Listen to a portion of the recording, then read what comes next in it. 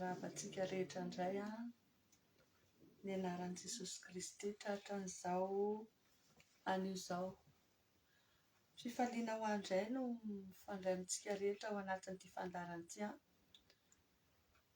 Tsy fantatro na aiza na aveza ianao mandray an'izao fandarana izao fa miarabanao amin'ny anaran'i Jesosy Kristy manonona fiadanana feno ho anao nisaky ny tokantrano rehetra izay mandray an'izao fandarana izao ary manasa antsika rehetra anaraka ny fandaharana, anaraka an'izany hatramin'ny farany andraisantsika fahalalana indray araka ny tenin'Andriamanitra hoe tsy mety raha tsy manam-pahalalana ny fanahy. Raha azonao atao koa dia izaho ny mizara, ilaintsika ny mizara dia mizara amin'ireo olona manodidina antsika ny fandaharana mba hafanamantsika ihany koa mandray fanafana, mandray fahalalana, mandray fanafana, fanasitranana ao anatin'izany fandarana izany. Miandry kely tsika, miandry an'ireo namana manodidina, azo atao tsara koa ny mizara ny fandaharana mialohan'ny tena hanombohantsika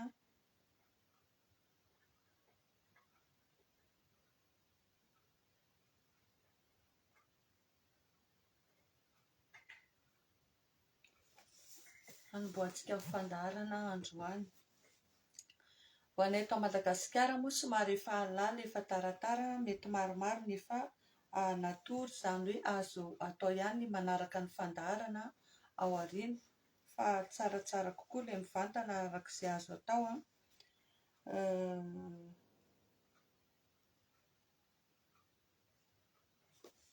fa isika afaka tonga dia hanomboka avy hatrany satria efa mandeha dia mandeha ny fotoana.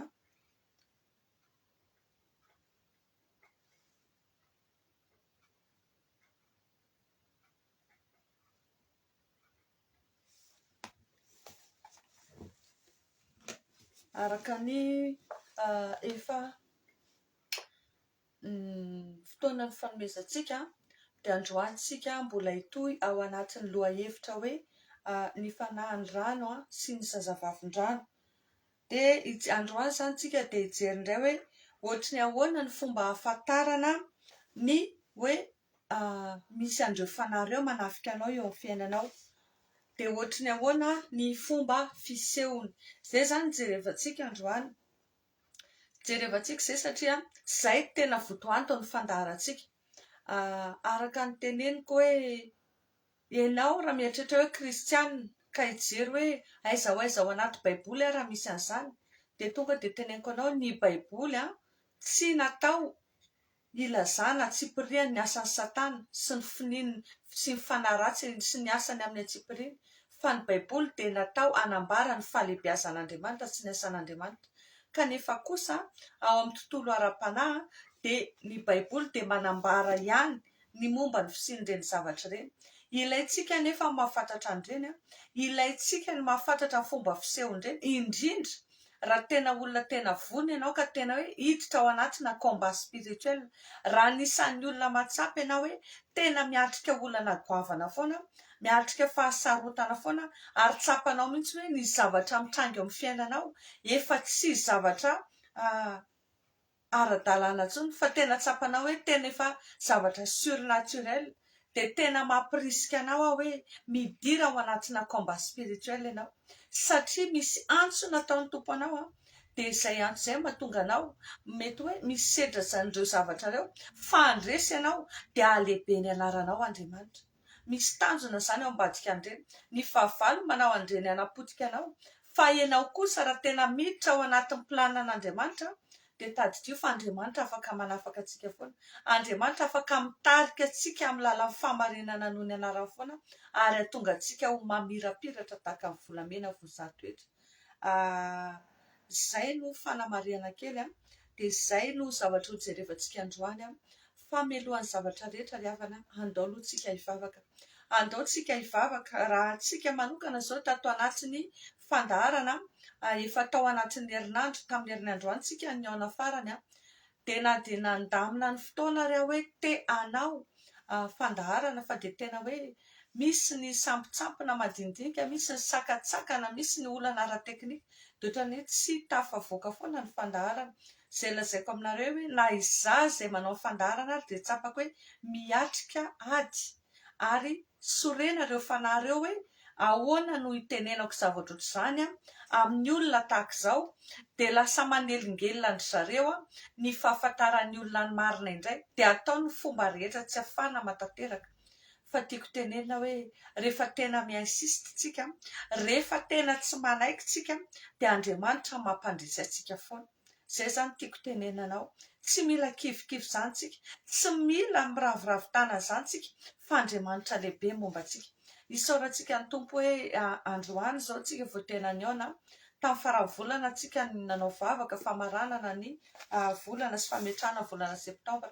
Fa androany tsika niaona voalohany ao anatin'ity volana septambra ity. Tena mitsodrana hoe andray ny anjara voatendrinao ianao, mitsodrana amin'ny anaran'i Jesosy hoe tena ahita izay ho tadiavinao ianao, ahita vahaolana ianao, ninina olana atrehanao ary mino fa ity fampianarana sy vavaka ity dia anisan'ny anampy be da be anao satria saoraka ny tompo hoe tena mpanetretena ny ilazako anao fa tamin'ny fotoana nanomana ity lohahevitra ity dia anisan'ny tena sedra olana mafy.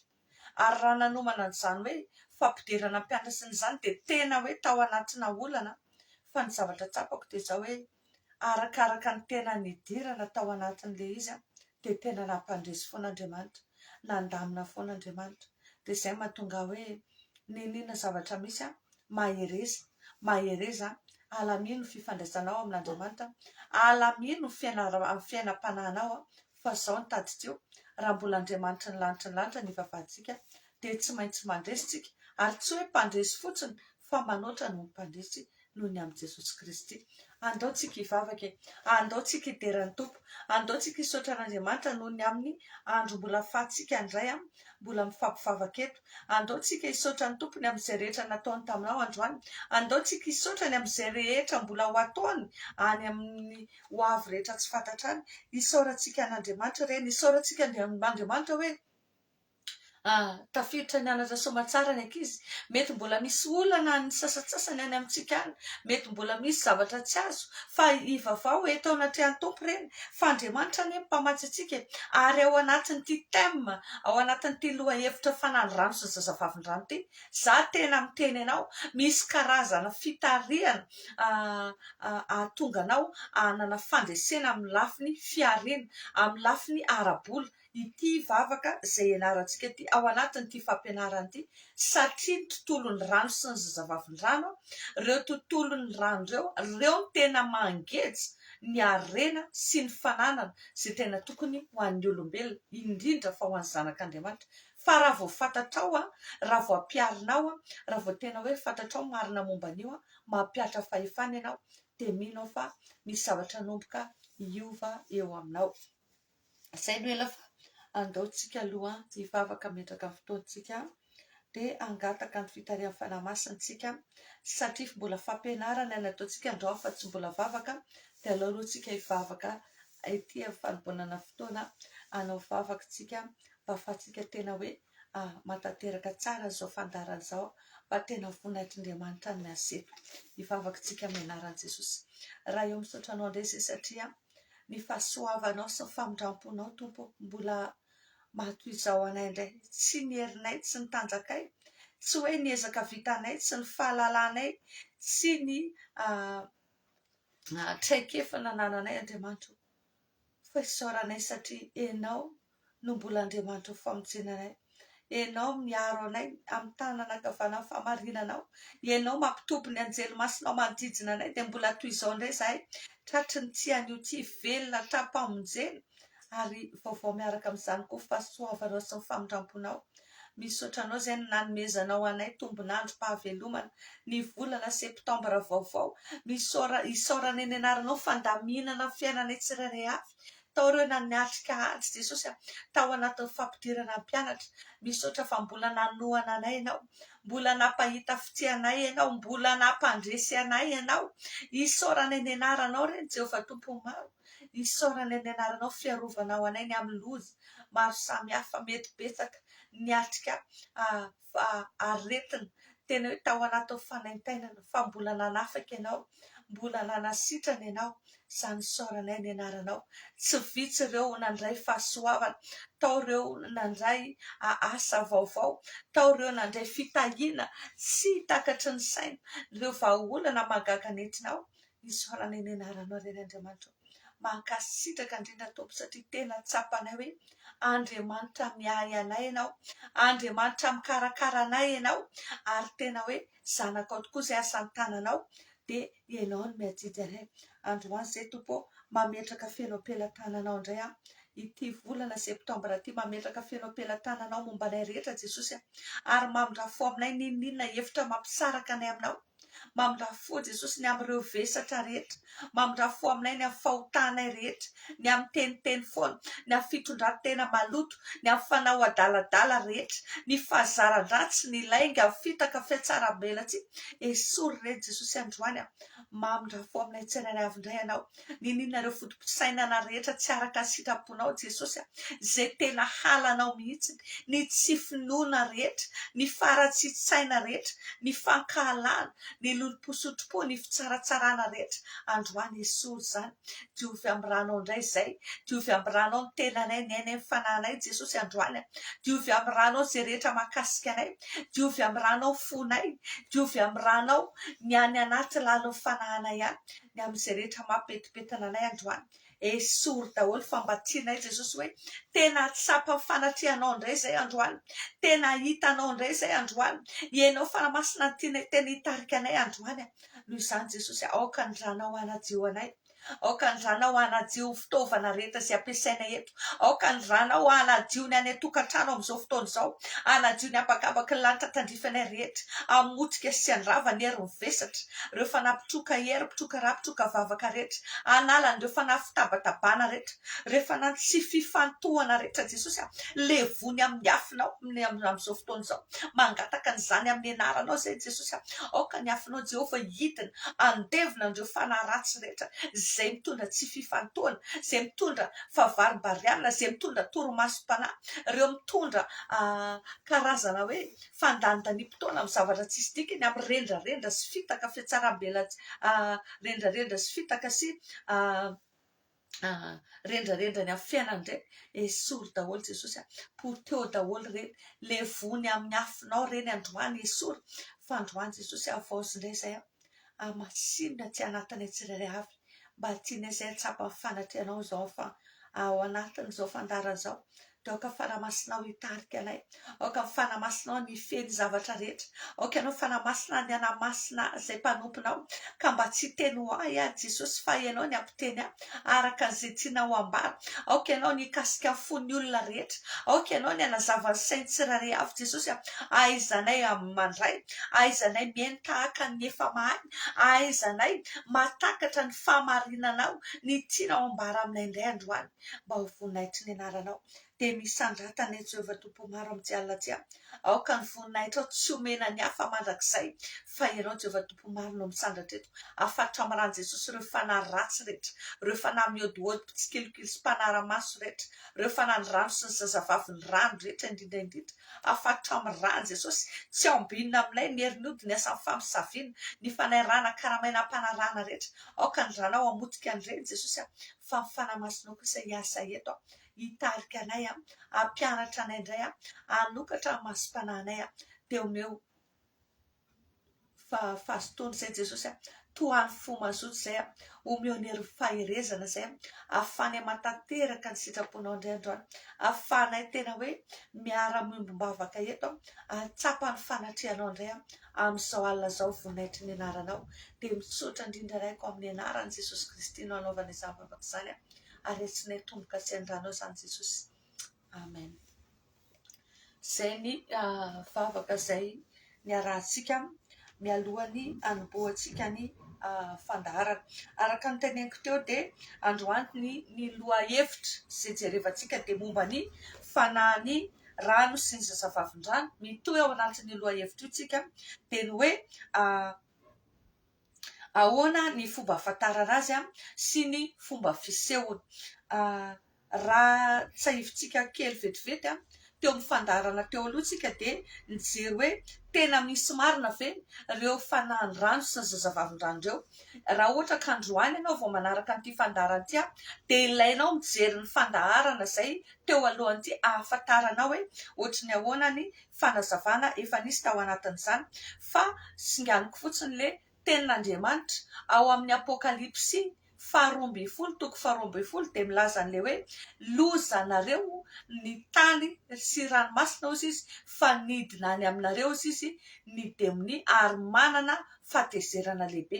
Io tenin'Andriamanitra io zany dia misozo entendre manambara amintsika fa nidina ty amin'ny tany sy any amin'ny ranomasina ny demony, ireo fanaratsy izay voaroaka tany an-danitra ary manana fahatezerana lehibe izy ny tenin'Andriamanitra. Testa izy satria izy nahita voninahitr'Andriamanitra, izy nahita fahatsarany any an-danitra nefa izy voaroaka any ary tsy afaka niverina intsony mandrakizay, tsy mahazo famindram-po intsony. Izay zany mila tena tadidintsika ry havana hoe fa maninona ny fanaratsy tsy tiantsika, mialina antsika, mankala antsika, maninona izy manao fomba rehetra hamotena ny zanak'Andriamanitra satria izy tsy misy fanantenana intsony ary izy mialina anao. Fantany hoe ho aiza ianao, fantany hatsara ny toerana izay efa noman'Andriamanitra ao anao dia ataony fomba rehetra andavo aso anao ahatonga antsika tsy ho tonga any. Izay zany mila tena fantaritsika. Dia tao anatin'ny fandaharana dia misy hoe ilaitsika ny mifehy ireo fanahin-drano sy ny zazavavindrano ireo. Nijery an'izay tsika satria maninona tao misy andonin'ny soratra masina maromaro nijerevantsika. Tahaka an'izany ohatra Jesosy rehefa nasaina hoe nandohetra Jesosy hoe ozy izy Petera hoe tsika koa zany mila mandohetra dia ozy izy Jesosy hoe mandehana ary ozy izy manjony ianao dia izay trony voalohany azonao dia sokafo dia alaivao ny vola. Na tamin'ny andron'i Jesosy ary dia voapirofo mihitsy hoe ao anatin'ny rano sy ny tontolon'ny rano ry havana ny tena misy harena. Satria na ny tany ary araka nefa nolazaiko antsika, na ny tany ary dia tamin'ny alalan'ny rano no nanamboarana ny tany. Satria ny rano aloha nisy voalohany tamin'ny vao niforoana izao tontolo izao dia nanao ny abakabak'Andriamanitra nampisarahany ny rano ambony sy ny rano ambany. Hitantsika any amin'ny Genesisy 1 izay. Dia rehefa avy eo indray Andriamanitra nanangona ny rano dia lasa nipotra ny tany maina. Izay mahatonga hoe ny tany tsy afaka mivelona tsisy rano, ny tany tsy afaka anaovana na inona raha vao misaraka amin'ny rano, fa ao anatin'ny rano tena misy harena. Ary ao amin'ny Genesisy 2 dia rehefa mbola miteny any ny tenin'Andriamanitra dia mbola manambara hoe ary Andriamanitra dia nanisy ony nivoaka tao Edena dia rehefa avy eo ilay ony nataony nizara efatra ozy izy dia ary amin'ny faraparany Genesisy 2 ary amin'ny faraparany dia ozy izy hoe io no mandeha manodidina ny tany avila rehetra izay misy ny volamena. Io zany dia mbola manambara ry havana hoe any anatin'ny rano ny tena misy ny harena. Any anatin'ny rano misy an'ireny volamena, volafotsy ireny vatsisaka tamin'ny anany tena misy an'ireny karazana harena ireny. Izay mahatonga ny Satana hoe rehefa nidina taty ambonin'ny tany izy amin'ny fahatezerana lehibe dia ny tany sy ny rano nezany no fezina, indrindra fa ny tontolon'ny rano. Izay ny ilaintsika mahafantatra ny momba ny atao hoe tontolon'ny rano sy zazavavindrano ity. Izay no mahatonga antsika hoe tena mila mifehy ny atao hoe fanahin'ny rano sy ny zazavavindrano satria ireo no mitondra karazana ohatrany hoe blocage amin'ny fiainan'ny zanak'Andriamanitra indrindra. Hiditra antsika androany hoe ahoana ny fomba ahafantarana azy. Eto aloha dia marihako hoe tsy ho vitantsika androany ny fandaharana mbola itoy ity manasa antsika tena hoe raha azonao atao de miditra tena hoe manao abonnement anao atao anatin'ity groupe ity amin'izay mantsiny mba hoe rehefa manomboka ny fandarana tahak'izao de tonga de maheno ianao de afaka manaraka mba tsy hoe tsy ratehany le fandaharana zany ianao ao anatin'izay. Androantsika zany de jery hoe ahoana ny fomba fahafantaranao raha hoe misy andreo karazana fanandrano sy zazavavindrano manafika eo amin'ny fiainanao. Anisany fomba izay ahafantarana ny fisian'ny fanahany rano sy ny zazavavindrano eo amin'ny fiainan'ny olona anankiray de amin'ny alalan'ny nofy aloha. Za de anisany nampianatra antsika foana ary mbola mi-insiste tany amin'ny resaka nofy satria ny nofy de fomba anankiray itenenan'Andriamanitra amintsika araka ny efa nampianariko antsika foana. De amin'ny alalan'ny nofy zany tsika de afaka mahafantatra hoe misy fanahana rano sy zazavavindrano manafika antsika satria Andriamanitra de miteny amin'ny alalan'ny nofy Andriamanitra de mampahafantatra antsika zavatra ahafahantsika mitandrina amin'ny alalan'ny nofy. Raha ty fanandrano sy ny zazavavindrano ty no jerevantsika de reto karazana nofy reto zao de anisany manambara fa misy andreo fanareo manafika anao eo amin'ny fiainanao. Ohatra hoe ny nofy trondro, ny nofy trondro fa tsy trondro velona, tsy trondro frefa, trondro efa simba na hoe trondro maina na hoe manofy mandeha mividy trondro amin'ireny poissonnerie reny na hoe manofy mahandro trondro. Indrindra moa ka raha hoe manofy ianao sady mividy ianao de nahandro ianao avy eo ianao nihinana, zany ny tena nofy tena ratsy indrindra ao anatin'ity hoe tontolon'ny nofy ny fanafihan'ny fanandrano sy zazavavindrano ty. Anisany nofy manambara ihany koa ty fanafihan'ny ty fanandrano sy zazavavindrano ty de reny karazana nofina fruit de mer ohatra ny hoe manofy crevette, manofy langouste, manofy camaron, reny koa zany de anisany manambara n'ty hoe fanafihan'ny fanandrano sy ny zazavavindrano ty.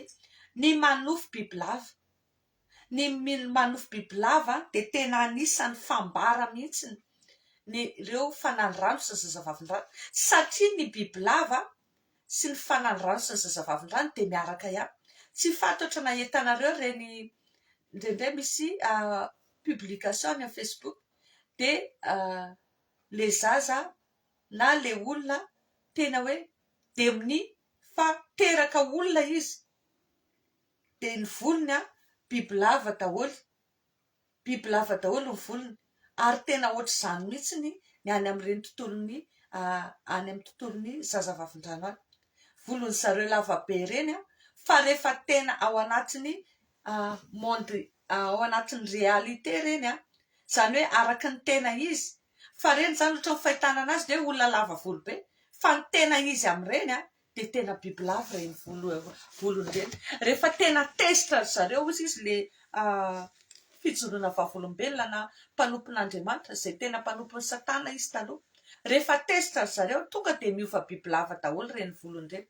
Ny bibilava, ny leviatana, ary io lefa nalazainy Isaia 7:20 Isaia 7:20 de miteny mihitsy hoe ny leviatana, ny merarana ela, bibilava miforiporitra, ny dragona ny an-dranomasina. Zany hoe reo bibilava sy leviatana reo ary ny dragona raha manofy andreo tsika de reo de tena anisany fambara hoe misy fanandrano sy ny zazavavindrano manafika atsika. Tahaka an'izany koa ny voay. Ny voay koa raha manofy voay ianao de reny de manambara hoe misy fanahana rano sy zazavavindrano izay manafika ny fiainanao. Anisany fambara ihany koa hoe misy andreo fanareo manafika atsika raha ohatra ianao ka manofy matetika miverimberina any anaty rano. manofy any anaty rano. Ny sasany moa dia manofy milomano any anaty rano miaraka amin'ny kreatiora tsy fantany izany. Misy fotoana zao ny olona tato an-trano nefa manofy zavatra ohatr'izany. Dia manofy kreatiora ohatrany transparent, ohatry mangamanga hafahafa zany zareo izy. Dia miaraka aminy misy zavatra ohatr'izany, fanafiana fanahy ohatr'izany zany. Dia tena tsapanay mihitsy ilay izy. Dia tena azo tsapaina mihitsy hoe inona vokatry ny zavatra nitranga tamin'izay. Dia tena tsapa. Fa rehefa avy eo soranan' Jesosy fa tena hoe potika rava mandresy foantsika rehefa miaraka amin'i Jesosy. Fa reny manofy any anaty rano matetika. Raha ianao zany manofy matetika eo any anaty rano, manofy milomano, manofy miaraka amin'ny tsy fantatra any anaty rano, reny dia manambara. Satria reny nofintsika reny ry havana, zavatra tena misy any amin'ny tontolo ara-panahy reny. Dia asehon'Andriamanitra antsika, ahafahantsika mitandrina, ahafahantsika mamotika sy mandravan-dreny mba tsy ho tanteraka tokoa aty amin'ny tontolo ara-nofintsika ilay izy rehefa avy eo. Anisany famantarana ny fanafihan'ny fanahiny rano sy ny zazavavin-drano koa dia ny nofy manao firaisana ara-nofy. Ireo karazana nofy favetavetana rehetra zany ry havana dia anisany fanafihan'ny fanahiny rano sy ny zazavavin-drano. Ny nofy manambady manao firaisana ara-nofy ao anatiny tontolon'ny alina, ao anatin'ny torimaso, reny dia anisany fanafihan'ny fanahiny rano sy ny zazavavin-drano. Tadidio tsara fa be da be. Be da be tsika ny manofy zavatra ohatr'izany. Be da be tsika manofy zavatra hafahafa. Ary matetika ny olana mitranga amin'ny olona anankiray, ny fiovan'ny zavatra lasa ny ratsy eo amin'ny fiainan'ny olona anankiray dia netomboka tamin'ny nofy. Fa le olona tsy matadidy, le olona tsy mitandrina. Dia jereo ange raha ilazantsika amin'izao fotoana izao, ohatry ny ahoana ny fianaka an'ireny karazana hoe homosexualité ireny. Fa za miteny ianao, fanahana zazavavin-drano miasa ao anatin'ireny. Ary lasa mianaka, lasa tena hoe mianaka tena lasa mitady ohatrany hoe ekeny fiarahamonina le izy indraindray. Fa tamin'ny alalan'ny nofy, olona tsy maninona zao dia lasa manofy miara-matory, manao firaisana amin'ny vehivavy samy vehivavy. Nefa nisy olona tsy mieritreritra an'izany akory. Fa manomboka ampidiran'le fanahy ratsy. Aniny ao anatinao. Dia reny zany mila tandremantsika reny. Raha vao manofy zavatra ohatr'ireny zany tsika dia mila tena raisina sérieusement le izy. Tena atsangana mihitsy ny hery dia tena toerina le izy, tena potehina le izy, tena atsangana ny ara-pananao fa tsy varimbariana ianao. Fa misoko mangina io, amin'ny voalohany io ohatrany tsy rarahinao, fa me mahazo laika io, me mahazo vahana io, ary dia tena mitondra fampotehana sy faravana ho anao rehefa avy eo raha vao tsy mitandrina tsika. Satria ny fahavalo ao anatin'ny torimaso tsika, miezaka mamafy zavatra eo amin'ny fiainantsika. Ny olona tsy tianao, ny olona mialina anao, ny olona manenjika anao, reny raha olona manompo zazavavin-drano izy, raha olona mandeha any amin'ireny toerana hoe mpitaiza olona na mpitsabo olona na mpikarakara olona, ka le olona falehany io manao contrat amin'ny fanahiny rano, amin'ny fanahy zazavavin-drano, dia manofy an'izay ianao. Manofy an'izay ianao dia izay ny zavatra tsapanao any anatinao any. Anisany nofy manambara koa hoe misy fanafihan'ny ity atao hoe fanahiny rano sy zazavavin-drano ity dia ireo nofy maloto rehetrarehetra.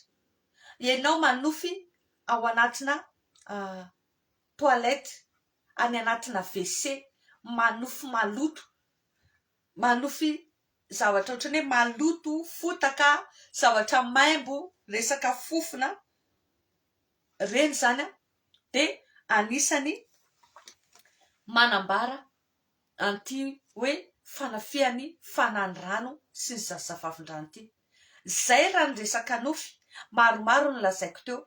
Fa misy koa ny amin'ny famantarana, ny amin'ny fiainana andavanandro ny amin'ny fiainana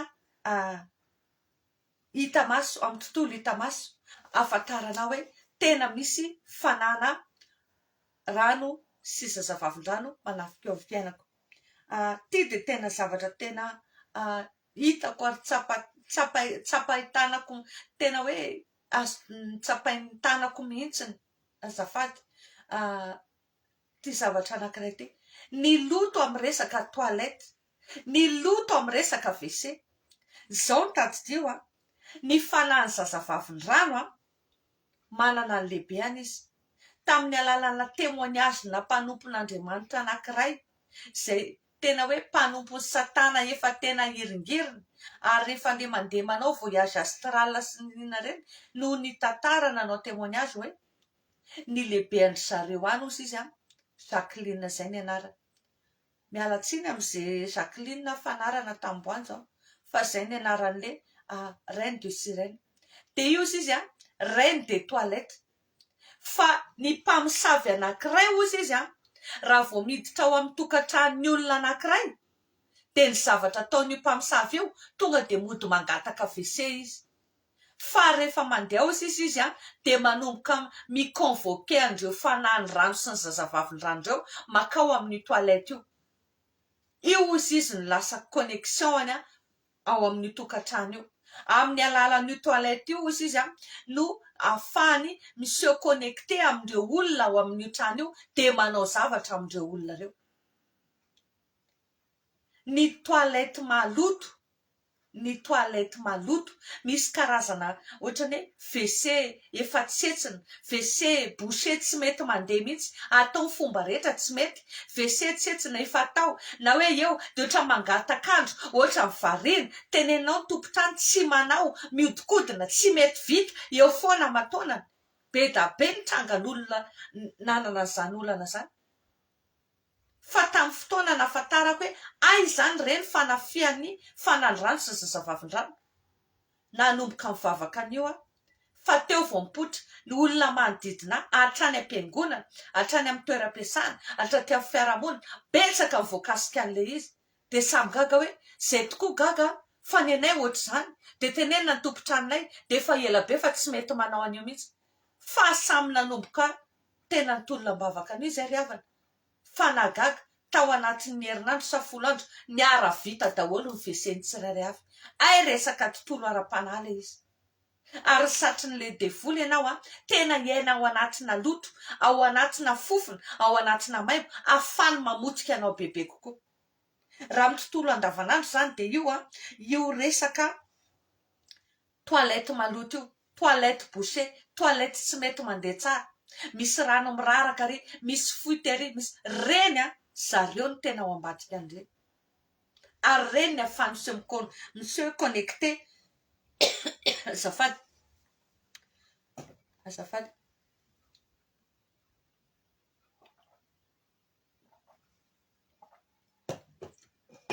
reo loto reo tena tiany zareo satria efa nampianariko antsika teto zay hoe amin'ny alalany malototsika ny reny hoe pipisika carré reny de tena fany fahavalo monsieur connecté amitsika amin'ny fanahintsika any amin'ny monde des ténèbres. Reny zany banque de données tena ilainy zareo. De ao anatin'izany tena te-ampitandrina atsika. Hitanareo reny WC public reny ny tena tiany zareo andehanana. Reny WC public, reny toerana misy miandronandrona maloto de ohatry ny efa fahazaran'ny olona samy manao maloto eo daholo. Fa zany teny ianao manomboka androany raha zanak'Andriamanitra ianao mila mitandrina ianao amin'ireny aza mandeha amin'ireny toeran-dreny ianao. Fa zahay de tena niaina an'izany ry havana. Zahay zao de niaina an'izany ary tena samy joro vavolombelona nareo amin'izany fa niaina an'izany zay. Nanana mpanampy maromaro ary nisy taona tao amin'ny toeram-piasanay tao anaty reo olona reo tena nanombo fanana zazavavin-drano ary tena niteny mihitsy hoe zany Jesosy nareo zany tsy atahoranay. Teny fonako fa zany teny tsisy rarahinay an'izany tsy lehibe tsy mahery noho ny Andriamanitra tena ny reharery zareo. Fa isaky ny andeha toalette ny mpanampiko ny ankizy rehetra miasa amiko vao mioma koa manandeha toalety de zareo mody miazakazaka mandeha aloha de jereo fa misy olona ohatr'izay de maromaro koa zao n'olona rehefa laheno anteny an'izany de hoe marina tokoa de tsapany hoe le olona tsy tia anazy ao toeram-piasany vao mioma koa mana izy andeha de le olona io sisika mandeha alohany na izy mandeha de le olona mandeha ao aoriana fa za miteny anao fadio manomboka zao mandeha any amin'ny toalety ka miala ao ianao tsy voadio na misy olona poritra ohatran'iny diovy fa azavela eo iny fa raha vo iny tratra favalo de potika anao fa reo olona reo manompo fanandrano sy ny zazavavin-drano reo mpamosavy mampiasa fanandrano sy zazavavin-drano reo de miseho connecté aminao a indrindra ianao zanak'Andriamanitra io mialina anao izy te hamotika anao izy amin'ny alalan'ireny maloto reny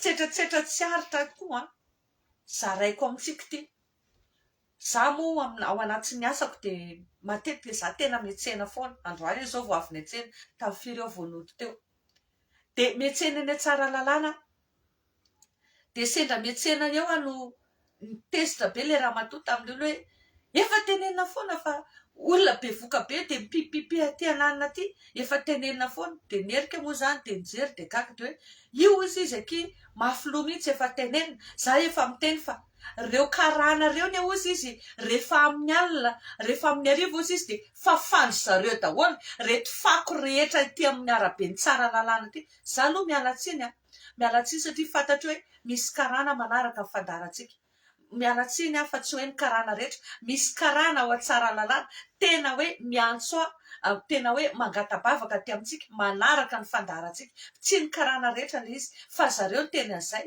de nahavarina anazy satria ozy izy hoe misy am'ireo izy irano ny mpanampiny de rofiny zareo daholo izy ty fako rehetra amoron-dalana ty de entiny ao an-trano izy eo am'le toerana ivavandro zany de ivavandro zareo fa zany keo izy mahatonga anay zay mpivarotra amoron-dalana sady tsy malafo mihitsy fa na malafo ary zay tsy mety manan-karena fa mitsipozipozy foana fanandrano sy ny zazavavin-drano ao ambadika andrendriavana tena gaga hoe ay ve zany reto olona reto mahatakatra an'izany ay mahafantatra an'izany de ozy hoe satria fantatrareo de zao fa dio ny mipipi eny amoron-dalana fa sady mandoto talàna no mamotika anareo ihany koa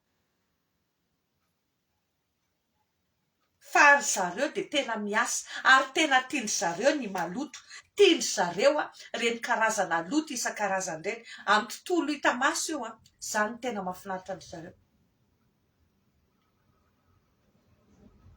noho izany ahafahantsika miady amin'ity karazana asana famosaviana zay mampiasa fanandrano sy zazavavin-drano ity zany de mila tena hoe mitandrina atsika ny amin'ny resaka fahadiovana eo amin'ny tontolo amin'ny fiainana andavanandro anisany ahafantarana anazy koa de zao le filandratsy io zany tena mahavariana satria olona tsy naninona teo le olona normal tsara teo fahitanao azy de tampotampoka teo lasa niova le olona lasa neniova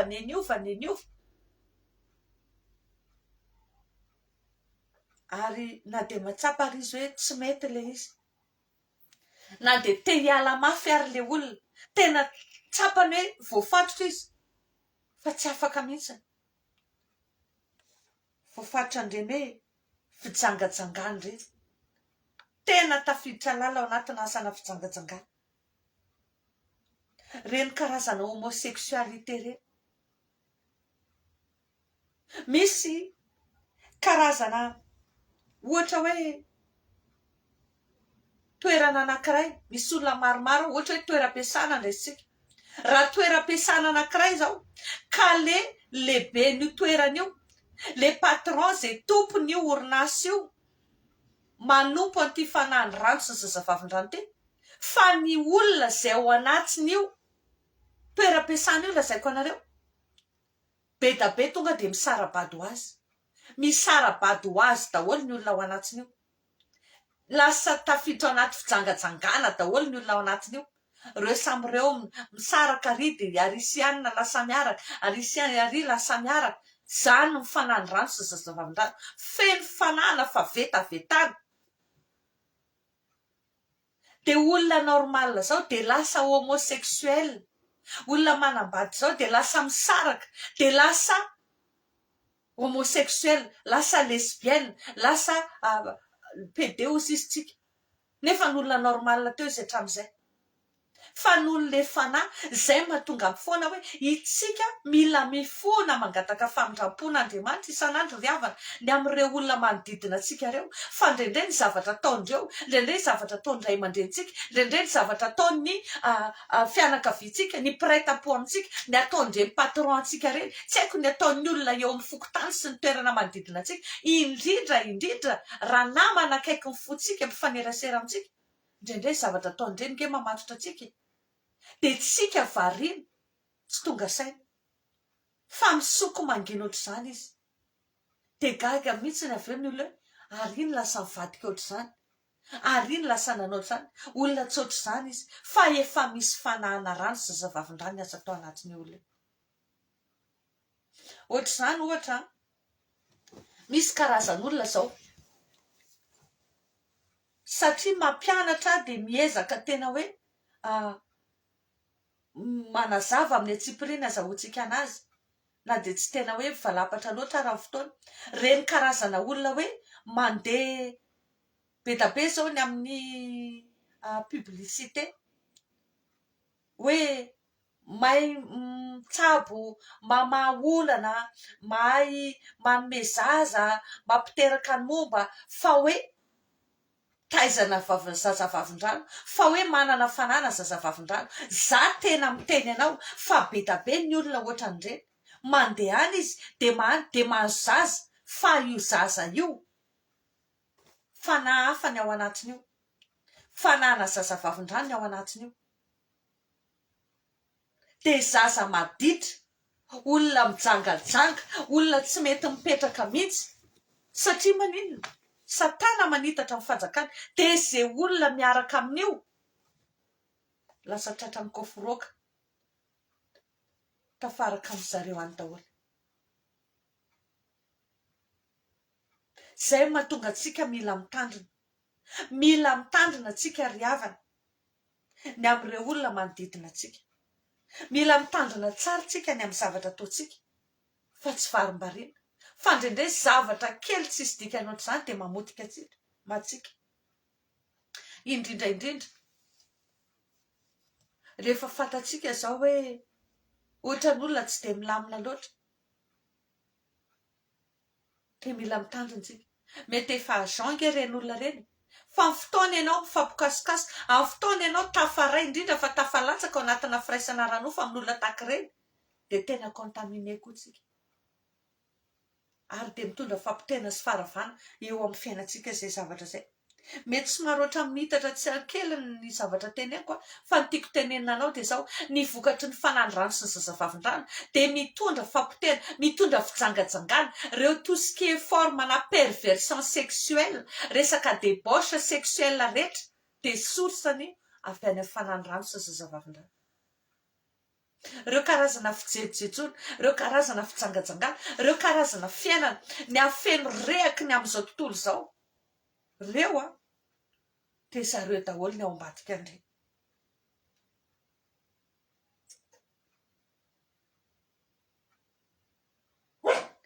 Be da be ny olona ny voafatotra, ary ny zavatra anankiray tiako marihana koa, mbola loha hevitra ho jerevantsika manaraka, loha hevitra momba ny fahafatesana, de ao anatin'izay tsika nadiady hijery zavatra be da be, fa anisan'ny zavatra mba tiako atsipy amintsika androany de zao hoe reo fanandrano sy ny zazavavin-drano reo any anaty rano reo, fa za miteny anao ireo de afaka maka forme endrika olona ohatran'asy ohatranao zao, de mandeha aty ambony tany aty reo, de mandeha aty tahaka ny olona reo. Ny tiako tenenina anao, mila mitandrina atsika ry havana, fa be da be tsy reny olona rehetra hitenanao any amin'ny arabe reny akory de verinao fa olombelona daholo, tsy ny olona rehetra hitanao any amin'ny arabe akory de tena olona, fa misy amin'ireny zazavavin-drano. Témoignage na olona anankiray koa, mpanao volo ry zareo, dia io madama io fa clientany zareo manao volo, manao tarehy, manao zavatra ao foana. Dia indray mandeha ilay madama ho noteny hoe za mba hoe andao nareo mba hiaraka amiko fa manana namana any aminay koa mba mila atao volo. Dia nandeha hono izy roa vavy dia nanaraka an'zareo, dia nandeha lalana lavitra dia gaga niditra quartier tsara be. Efa niteneniko tia tamin'ny fandarana teo aloha hoe io rano hitanao isan'andro io, rano io fijerinao an'io amin'ny masotsotra, fa io dia misy kody ahafahan'ny mpanompon'ny satana miditra ao, dia misy sokatra io ary dia misy tanàna hafa mihitsy ao ambany rano ao izay tsy fantatrao ary tsy hitanao amin'ny masotsotra amin'ny manofo atsika. Dia nentin'ireo olona reo dia tany dia gaga hono le olona ela be dia tsy mety vita le volo, ela be farany teny le anankiray hoe mon Dieu, tena ela be loatra zany fa vonoin'Andriamanitra satria zany tena tsy zakan'ny zareo. Tonga dia natsipo ny zatrana nipony izy, tonga dia any amoron-drano izy vao tonga saina, fa le namany anankiray tavelona tany tsy tafavelona intsony. Misy zavatra be da be ohatr' izany. Ny olona rehetra hitantsika any amin'ny arabe aza iverinao hoe olona daholo. Misy fotoantsika mbola andinika, mbola hoe hianatra an'izay fampianarana izay, fa reo any amin'ny arabe rehetra reo misy amin'ireo dia zazavavin-drano fa mitafy endrik'olombelona izy. Misy amin'ireo dia demoni, misy amin'ireo dia revenant. Mbola hijery an'izay tsika ao amin'ny fandarana manaraka, fa satria tsika androany mandinika ny atao hoe fanandrano sy zazavavin-drano dia mampianatra atsika mba hahafahantsika mitandrina. Ireo fanandrano sy zazavavin-drano ireo mahatonga ny olona anankiray zany voafatotra amina resaka fijejojejoana, ny amin'ny resaka séduction, ohatrany hoe teanao fomba rehetra zay lasa hisongadina, lasa hiavaka. Efa niresako tao anatin'ny fandaharana tao alohan'ity ny ao monde hollywoodienne, ary dia tena lasa malaza mihitsy ny ao monde hollywoodienne satria ireo fanareo no manome ny voninahitra, ireo artista malaza, ny footballeur, ny sportif, ireo dia matetika manao pacte amin'ireny satria manino ireo no afaka manome azy harena, afaka manome azy voninahitra, afaka manome azy dera. Fa mbola hitenenao androany hoe inona nefa ny tambon'ilay izy, à quel prix no amarotana ny fanahy amin'ny zavatra ohatran'ireny. Fa mila mandinika atsika, mila tena mitandrina atsika, mbola hojerevantsika ao aoriana ao anatin'ny fandarana manaraka hoe ohatra ny ahoana avy no fomba fiasan'ny zareo eo amin'ny fiainan'ny olona, ahafahany mamatotra ny olona. Fa zareo dia tena fetsy,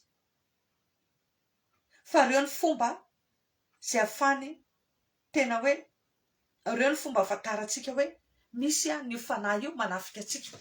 Mila mandiny tena zany tsika dia mila zatra jerena, jerevo ny nofo, jerevo ny manodidina atsika dia ireny ahafantarantsika. Anisany anankiray izay farany ho jerevantsika androany dia ny fahantrana. Ny fahantrana lalina, tena miaina ao anatina fahantrana, tena tafalatsaka ao anatin'ny fahantrana satria efa nambarako anao fa any anatin'ny rano ny tena misy ny harena. Manomboka any amin'ny Genesis 2:2-10 dia efa miteny any anaty rano misy ny volamena rehetra, le rakitra any amin'ny maizina, le harena na fenina mangingina any anatin'ny rano, giaza ny fahavalo any io.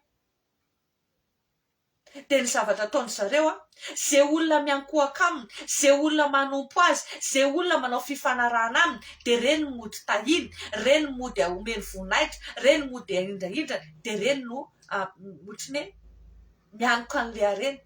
Fa ny zanak'Andriamanitra, indrindra ianao ka zanak'Andriamanitra tsy mahatakatra, tsy mahafantatra an'izany dia satrony mihitsy ny zanak'Andriamanitra tenainao anatina fampitena sy faharavana. Alainy ny anjara voatendrinao, alainy ny anjara fitahiana sy fahasoavana rehetra tokony raisinao, dia atakalony ireny, dia ilay fiainana ratsy anazy any omeny anao. Dia ianao miainao anatina fiferontanaina, ao anatina fampitena, ao anatina faravana, fiainana bloke, fantrana, ohatrany hoe tsisy fanafana. Zay mahatonga antsika ilayntsika ry havana mianatra an'ity. Araka ny tenin'Andriamanitra ao amin'ny Isaia fa 70 le 5 efa mivakitsika.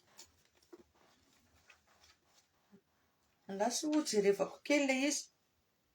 Isaia fa 70 toko 5 le hoe ary amin'izay ozy izy dia ho alehibiazina ny fonao fa ny haren'ny ranomasina rehetra ozy izy. Tenin'Andriamanitra io fa tsy hoe tenin'Andriamanitra io fa tsy hoe tenin'ny foronina. Andriamanitra mihitsiny no manambara ny harena dia any amin'ny ranomasina. Zafady andaso jereko le izy dia aveko vakiana hoe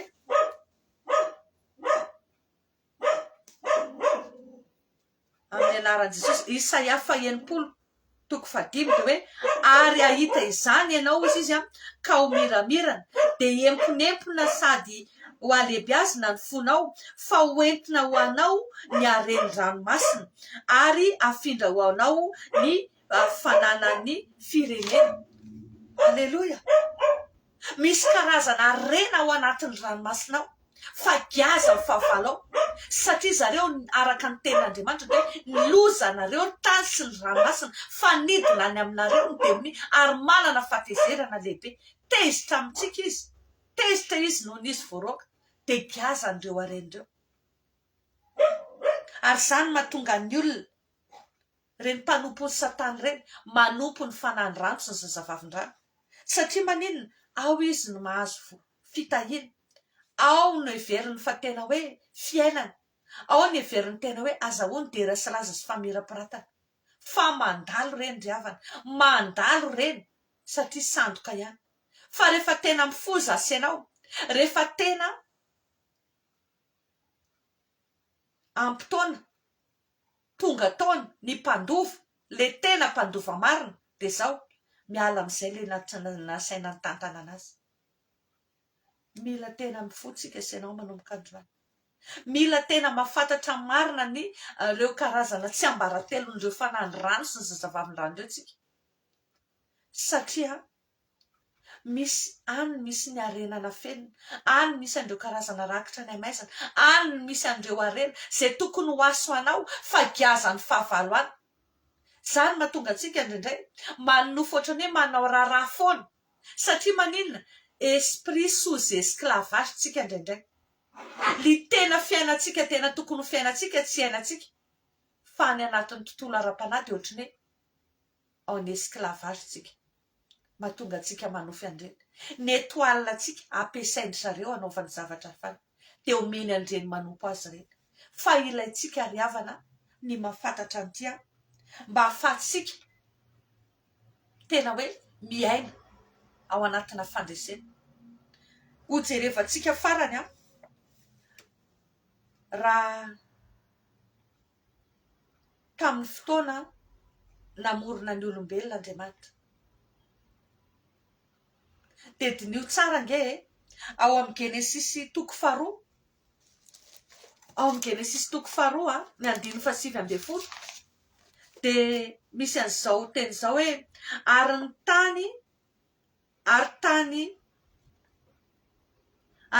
ny namoronan'i Jehovahandriamanitra ny bibidia rehetra sy ny voromanidina rehetra dia nentiny tany amin'ny lehilahy ireny ahitany izay anononany azy avy ary izay rehetra nanononandra lehilahy ny zava-mananaina rehetra dia izay no anarany. Io nge dinio hoe zay nataoko hoe tsika alohany mamaky tenin'Andriamanitra tena mivavaha dia mangatafy fanamasin'Andriamanitra fa tsy mitovy amin'ireny tsika mamaky gazety sy mamaky roman sy mamaky boky tsotra reny. Fa fanamasina manome révélation hafa foana rehefa tena mamaky tsara tsika. Fa io tenin'Andriamanitra io zao miteny hoe ny bibidia ny voromanidina rehetra dia nentin'Andriamanitra tany amin'ny lehilahy. Andriamanitra zany nanome fahefana andra lehilahy nametaka ny anarany bibidia rehetra sy ny voromanidina rehetra sy ny zava-mananaina rehetra. fa fa tsy ny voatonona ato mihitsy io sy ny biby any anatin'ny rano sy ny azan'ny rano tsy voatonona satria ny tontolon'ny rano tena misy tontolo hafa mihitsy mifeana azy ary Andriamanitra mahafantatra andreo. Andriamanitra no nametraka ny anarandreo satria izy ny namorona hatramin'ny voalohany ary izy ny nandroaka andreo dia izy mahafantatra hoe izy amin'ireo ny lasany. Izay mahatonga hoe na tamin'ny fotoana namorona ny aran'izao tontolo izao ny olombelona tsy nameny anarany trondro. Jereo tsara io ao anatin'ny Genesis io. Kanefa kosa raha dinihantsika ilay Salamo fahavalo toko fahavalo Salamo fahavalo andininy fahavalo dia milaza mihitsy nefa ny tenin'Andriamanitra eto hoe lasa averintsika vakina kely le izy efa nijerevantsika tamin'ny farany. Ato nefany dia voalaza mihitsy ilay ao anaty rano. Ozy izy ny tenin'Andriamanitra ato amin'ny Salamo fahavalo andininy fahavalo dia hoe mba mivoromanidina sy ny hazan-drano any an-dranomasina izay mandeha amin'ny lalan-dranomasina rehetra. Zay le version teny gasy. Fa ozy izy ny version française hoe les oiseaux du ciel et les poissons des mers et tout ce qui parcourt les sentiers des mers. Zany hoe misy zavatra be da be zany mandeha any amin'ny lalan-dranomasina. Dia nefa io tenin'Andriamanitra izay ao anatin'io Salamo fahavalo io dia miteny mihitsy hoe fa efa nataon'Andriamanitra ao ambany tongotsika ny zavatra rehetra ary nanome fahefanantsika izy anapaka amin'ny zavatra rehetra mananaina rehetra nataony ao ambany tongotsika ireny mba mivoromanidina sy ny hazan-drano any anaty rano sy izay rehetra mandeha amin'ny lalan-dranomasina. Izany hoe raha tsorina dia izao ny vaovao mahafaly ho asy ianao dia izao zasy ianao tsy nomena fahefana nametaka ny anarandreny. Zasy ianao tamin'ny andro namorona an'Andriamanitra andreny tsy nomena fahefana i Adama hoe inona ny anarandreny zavatra ny anaty rano rehetra rehetra tsy mba taka ny zava-manan'aina rehetra taty ambony tany satria tontolo hafa mihitsy ny fe azy. Kanefa kosa Andriamanitra manome asy anao hery afatsika mandresy andreny. Dia marina mihitsy ny teny hoe manome ny hery atsika afahany afatsika mandresy ny hery rehetra nana fahavalo izy. Dikan'izany azotsika resena tsara reny ry havana. Azotsika resena tsara ireo fanany rano sy ny zazavavin-drano. Ary manitona ny sainao manomboka androany. Aoka ianao tsy hanaiky tsony ataon'ny fahavalo iaina ao anatina loto, ao anatina fampotena, ao anatina faravana. Toery reny manomboka androany. Afatory ireo fanany rano sy ny zazavavin-drano izay miasa ao ambadika andreny. Aza manaiky andreny tsony ianao. Fa za tena hoe voninahitra ho an'ny tompo. Fa tamin'ny fotoana tena hoe niatrehanay ady mafy. Izay ngamba ny ady mafy indrindra teo amin'ny resaka tontolo ara-panana atriako tamin'izany. Fa rehefa nandresy rehefa avy eo kosa tena goavana amin'ny fandresena ry havana. Tena goavana amin'ny fandresena fa na ny zavatra hoe mandritra ny 5 volana ianao miasa manangona fa ao anatin'ny 3 volana ianao tonga dia mangona zavatra be da be. Tonga dia misy zavatra be da be vitanao. Tonga dia misy zavatra tena misongadina. Satria maninona? Rehefa tena mitsangana tsara zasainao tena mahery zasainao dia Jehova miadintsika, Jehova mampandresy atsika dia azo lasa récupéré daholo ireo zavatra rehetra momba atsika voakiazan'ny fahavalo any ambadimbadika. Koa dia mampahery ianao mampahery ianao amin'ny anaran'i Jesosy. Raha tsapanao ny ankonanao hoe anisan'ny voafatopatotra n'ity karazana fijangajangana tsy mety vity ity, tena hitanao izy tena manenina, tena mifona, tena te hiala. Nefa avy eo indray fa manao fa za miteny anao afatory ny fanahy fijangajangana ny fanahy rano sy ny zazavavin-drano. Poteo fa mety misy asana famisaviana atao amin'ny olona io izay misy ifandraisany amin'ny tontolon'ny rano sy ny zazavavin-drano any ambadimbadika any. reny vehivavy mangara-badin'olona sinina manao fanafody reny matetika io fanahy io ny ampiasain'ireny entiny manodikodina ny volanao ny volan'ny vadinao sy ho azonao fa za miteny anao azo resena tsara reny satria manoatra no mmpandresitsika amin'ny alalan'ilay tiantsika tsisy olona manana an' Jesosy resy mandrakizay zany ry havana fa ringana foana ny olona no tsy fampifalalana fa rehefa manomboka mahafantatra marina tsika dia marina manavaka atsika tsy ho andefa mampahery anao tsy fantatra hoe inona ny zavatra misy eo amin'ny fiainanao amin'izao fotoana izao tsy fantatra hoe inona ny ady mafy lalovanao amin'izao fotoana izao fa ny azoko antoka kosa dia izao ny Andriamanitry ny lanitry ny lanitra dia mahita anao mitsinjo ny masonao izy ary afaka mampandresy anao ny angatahako aminao dia izao azavarim-bariana fa hozy izy ny tenin'Andriamanitra hoe mifo azy mitsangana miazava fa tonga ny fahazavanao voninahitry Jehovah efa miposaka aminao mila mifohy ianao mila mitsangana ianao dia ho hitanao ilay famirapirata voninahitran'Andriamanitra izay koa no amaranako fandarana androany efa nandeha dia nandeha ny fotoana fa manentana anao manomboka saintsaino izay dia manomboka midira ao anatina fanamasinana tena manomboka diovy amin'ny rano Jesosy ny manodidina anao rehetra manomboka tapao amin'ny rano Jesosy ny fifandraisana ratsy rehetra izay mety mamatoparitra anao na mamatoparitra an'io zanakao maditra io na ivadinao maditra io tontolo manodidina anao rehetra diovy dia tapaon'ireo fifandraisana ratsy rehetra manomboka fatory potesy ravao amin'ny rano Jesosy ireo karazana ataky rehetra mifanany rano sy zazavavin-drano eo amin'ny fiainanao any amin'ny fidiram-bolanao ny any amin'ny fitondran-tenanao ny any amin'ny fiainam-panahinao ny amin'ny fiarinao ny amin'ny asanao manomboka asay vongotany daholo sy zatra rehetra na fafafiny teo amin'ny fiainanao fa za miteny anao hanomboka ny zavatra iova eo amin'ny fiainanao satria anao miteny taka amin'ny manam-pahefana dia Andriamanitra miteny hoe ary Jesosy manamarina ny teny rehetra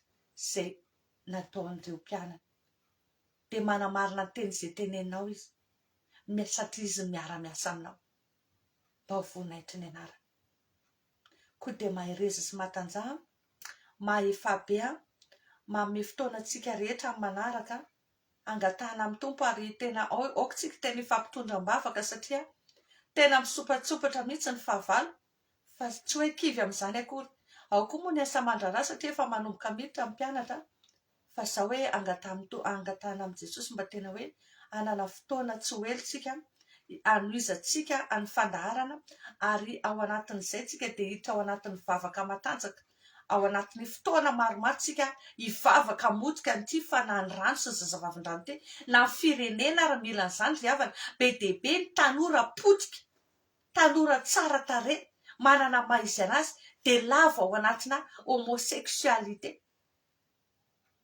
tena mampalahelo ary amin'izao fotoana izao ny sainan'ny LGBT tadiavin'ny ireo fanahy ratsy ireo tena hoe ho apetaka eran'izao tontolo izao fa mila mitsangana sasenao mila mitsangana sasenao mila miamazava zasenao satria efa aispito manarina ny tany fa mila mitsangana tsika mba ho voninahitran'Andriamanitra izay koa ny anaovako veloma finataontsika rehetra indray androany manao veloma antsika rehetra amin'ny anaran'i Jesosy Kristy fiadanan'ny tompo ho aminao sy ny ankonanao ny herin'Andriamanitra hirotsaka ao anatinao anatanjaka ny fonao indray androany andresy lahatra anao ny amin'izay rehetra tokony ataonao mba tsy hatoritory tsy hangatsitsitsika tsony angenao fa ny afin'Andriamanitra hanafana ny fonao atonganao lehilahy mahery vehivavy mahery afanao mandresy ny asa matin'ny Satana rehetra mba ho voninahitran'Andriamanitra dia mirary tontolo andro na toromaso mampifinaritra raha alina ho antsika tsirairay avy sy nanaraka n'izao fandarana izao manome fotoana antsika amin'ny manaraka indray fiadanan'ny tompo amintsika tsirairay avy veloma tompoko